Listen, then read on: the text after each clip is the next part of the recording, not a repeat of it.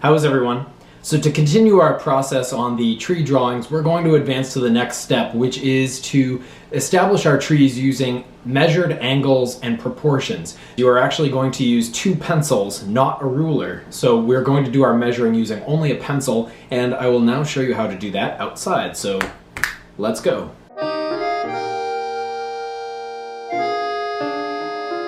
Okay, so essentially for this process, you are going to need two pencils, even though you will only be drawing with one. Your second pencil is actually what you'll be using to use your measuring techniques. So if you are right-handed, you're going to use your left hand for measuring, and I like to use the pencil so that the top part of the pencil is above my hand, so that way I have a clear straight line as a reference point. If you're using the point of the pencil, it just becomes too small of a point of reference. So use the back part of the pencil as a reference. To measure your angles, which is how we're going to begin first, you're going to hold your pencil as if it is on a plane of glass, and you can only move it to the side. When I used to teach this to 8-year-olds, I would explain that you should imagine as if you're working on a windshield and your hand is the windshield wiper. If the windshield is going back and forth on the glass pane, it's cleaning the glass. If it's pointed towards you, you're breaking the glass. If it's pointed away, you're not even painting the you're not even cleaning the glass. So it's kind of a stupid analogy, but it hopefully makes sense. So the biggest thing to make sure of is that you rotate just from the side and do not point the pencil towards what you're measuring, because the measurement you get will be inaccurate. The other thing to think about is when you're doing this measuring process, you want to have one eye shut. When both of your eyes are open and looking at something, it distorts your peripheral vision. So what I'd like you to do right now is hold one finger up. Maybe this is easier to do with a family member or the mirror. Hold one finger up and look at your reflection.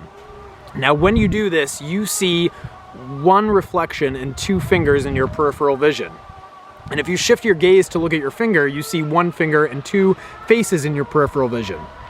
When you're looking at something with both eyes open, it distorts your view and vision of that element. So in order to address that issue, you would instead close one eye, and now when you have one eye closed and you look at your reflection, you see one face and one finger in your peripheral vision. And if you shift your view to look at your finger, you see one finger and one face in your peripheral vision. So when you're doing your drawing with the angle measurements, you're going to keep one eye closed at all times.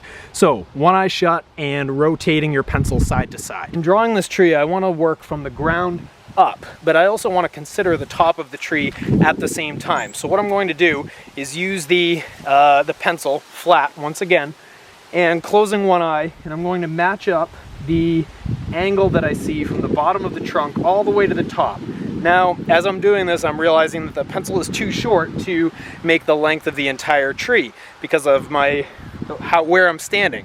To address that, all you do is bring your pencil closer to your face so that now the tree is smaller in relation to your face. In relation to your pencil, I mean. So once I have that angle, without moving carefully, I bring that down to my drawing and I map that out.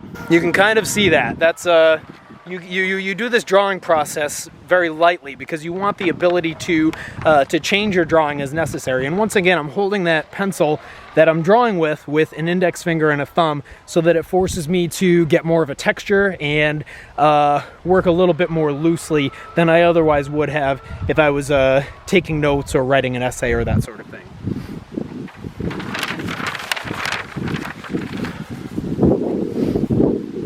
So this establishes the outer edge of the trunk, and I want to do the same thing for the inner edge.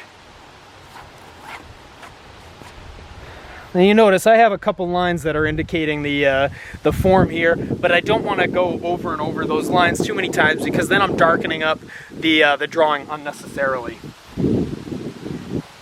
Create an angle for the bottom of the tree trunk, and now what I want to do is actually check the proportions of my tree before I go any further. So what I'm going to do is take the width of the trunk and compare it to the height of the tree trunk from the bottom of the ground up to this first branch.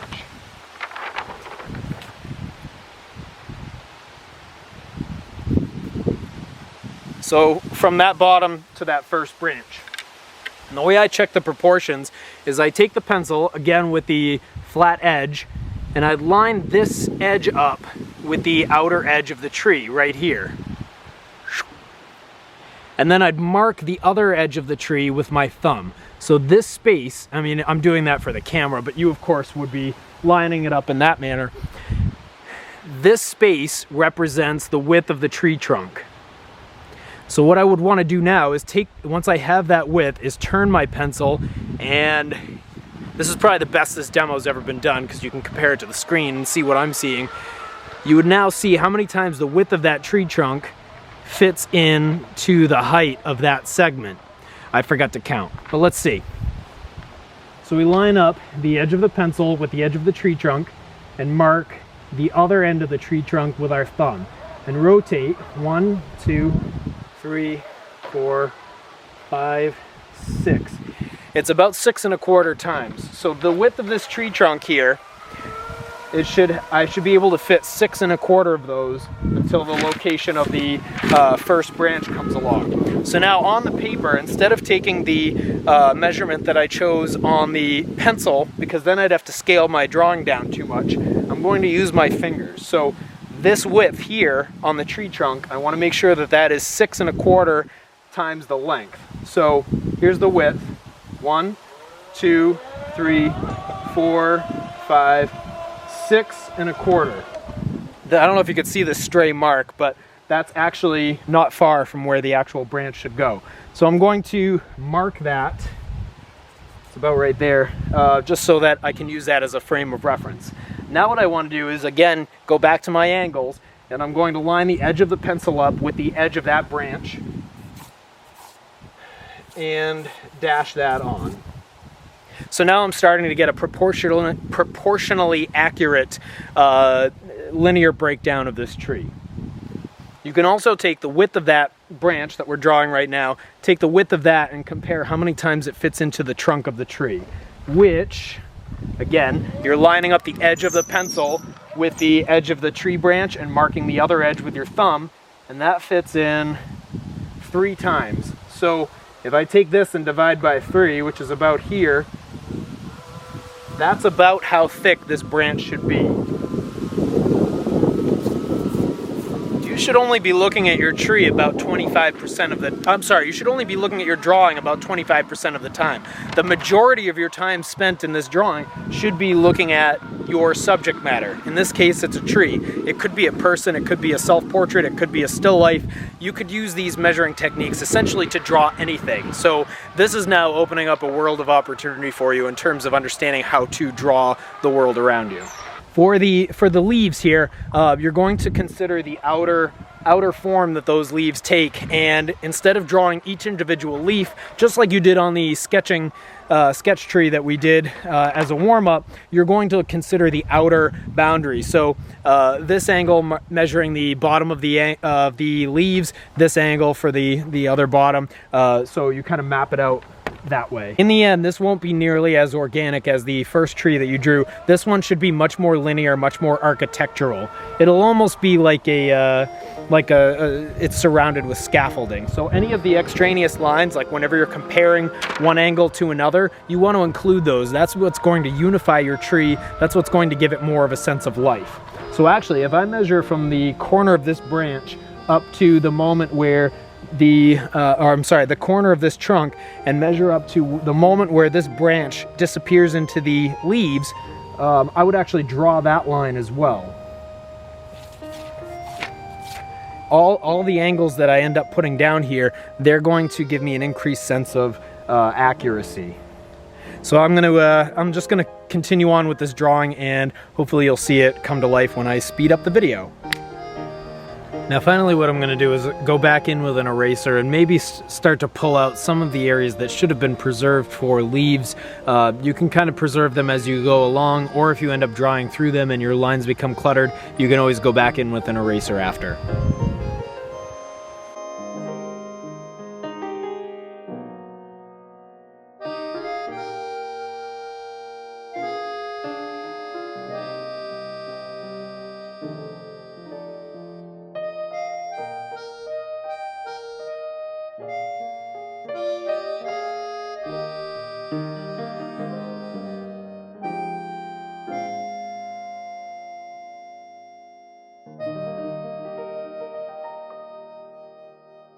All right, so that's probably as far as I'm going to take this. Hopefully you start to get the idea. Solely rely on the lines that you find in your measurements, as opposed to drawing individual leaves, which will cheapen your overall drawing. So here you get more of an attachment of the architecture of the leaves and the architecture of the tree as well. It also ends up creating more of a heightened sense of design and possibly intrigue from what you're used to seeing. Each of the marks that was presented up here is me looking at the outer boundary of formations of leaves and seeing how they relate to the surrounding area.